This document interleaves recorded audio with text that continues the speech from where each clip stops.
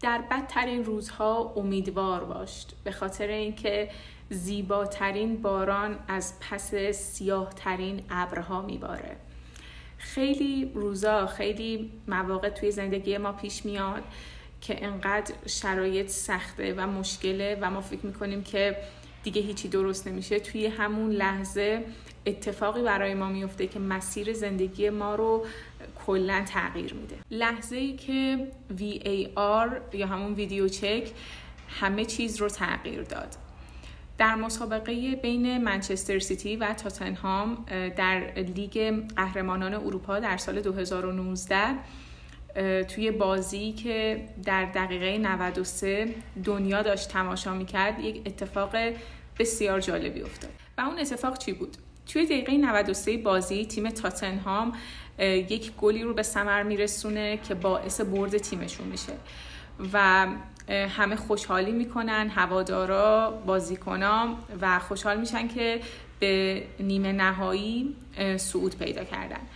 اما اتفاقی که میفته و داورها VAR رو چک میکنن، متوجه میشن که بازیکن تاتنهام توی موقعیت آفساید بوده و این گل رو زده و داور گل رو مردود اعلام میکنه. و این دقیقاً همون زمانی بود که بازیکن‌های تیم منچستر به شدت ناراحت بودن و فکر می‌کردن که نمیتونن به نیمه نهایی صعود پیدا بکنن و همه چیز تموم شده. اما این دقیقاً همون لحظه‌ای بود که بهتون گفتم، اون بارونه از پس سیاه‌ترین ابر بارید و زمین رو شاداب کرد.